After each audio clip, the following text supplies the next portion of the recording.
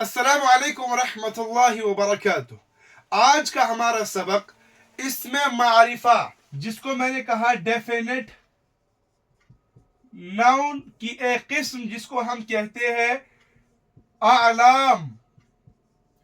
یہ علم کی جمع ہے جس کو ہم کہتے ہیں پراپر ناؤن۔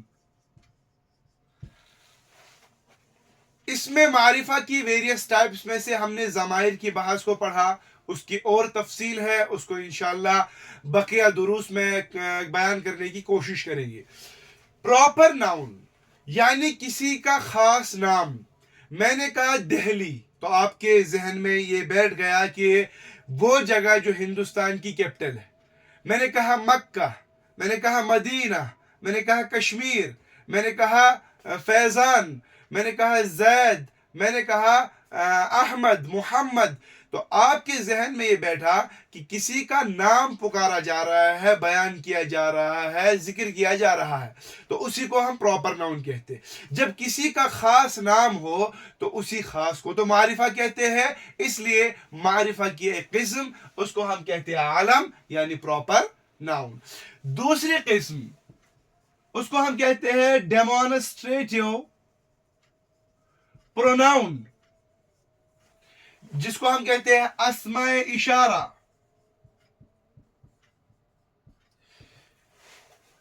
میں نے کہا کتابن، کوئی عام کتاب۔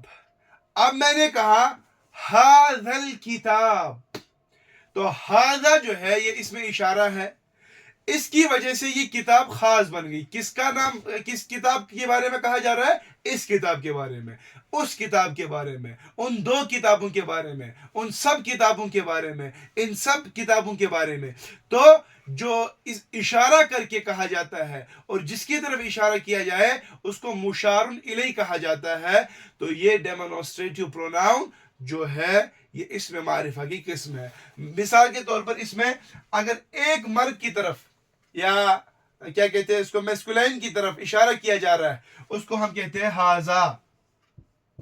اگر کسی عورت کی طرف یا فیمینائن کی طرف، اس کو ہم کہتے ہیں ھذہ۔ اس میں پھر ڈیوال اور پلورل بنانے کا کیا قاعدہ ہے اس کی انشاءاللہ تفصیل ہم آپ کے سامنے بیان کریں گے۔ یہاں پر آپ سمجھ لیجئے، جس چیز کی طرف اشارہ کیا جاتا ہے اس اشارے کی وجہ سے وہ مشار الیہ خاص بن جاتا ہے، جو کہ معرفہ کی ایک قسم ہے۔ اسی طرح تیسرا اس کو ہم کہتے ہیں ریلیٹو پروناؤن، اسماء موصولہ۔ کسی اسم کو، اس کے حصے کو جوڑ کر دوسرے اسم کے ساتھ ملانا، دوسرے کلمے کے ساتھ ملانا، جس کی وجہ سے وہ چیز خاص بن جائے، اس کو ہم کہتے ہیں ریلیٹو پروناؤن۔ میں نے کہا احب الطالبہ، میں بچے سے محبت کرتا ہوں۔ اب کس بچے سے؟ الذی یدرس بجد، جو بہت محنت سے، انتھک کوشش سے پڑھتا ہے۔ اب ابھی تک تو عام طالب تھا، عام بچہ تھا، لیکن یہ جو کی وجہ سے یہ خاص ہو گیا۔ اسی لیے اس میں بھی آپ کو کچھ چیزیں یاد رکھنی ہے۔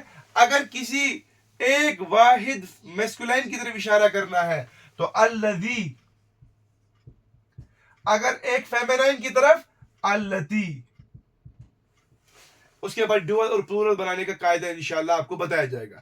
یہاں آپ کو یہ بات یاد رکھنی ہے کہ جس چیز کے جوڑنے کے لیے اسم استعمال کیا جاتا ہے، جس میں سے جو اسماء موصولہ ہے، اس میں سے الذی، التی، اللذانی، اللتیانی وغیرہ وغیرہ، یہ استعمال کر کے ہم اسموں کو جوڑتے ہیں، کلموں کو جوڑتے ہیں اور اس کو وہ خاص بنا دیتا ہے۔ ابھی تک تو عام بچہ تھا، لیکن اب خاص بچہ کیسے ہو گیا؟ جو پڑھتا ہے، جو لکھتا ہے، جو بولتا ہے، جو اسکول جاتا ہے۔ تو یہ جو جس جہاں اس سے خاص ہو جاتا ہے اور اس کو ہم کہتے ہیں ریلیٹو پروناؤن۔ اسی طرح ایک اور قسم ہے جس کو ہم کہتے ہیں معرفہ بالاضافہ۔ کیا مطلب؟ پوزیسو یا کنسٹرکٹ اسٹیٹ.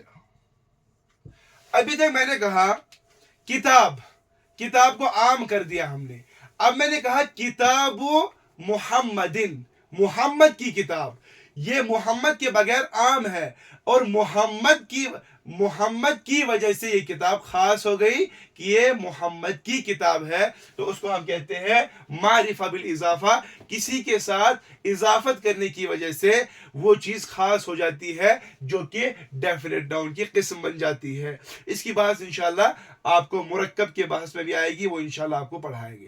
یہاں پر آپ یہ سمجھ لیجئے.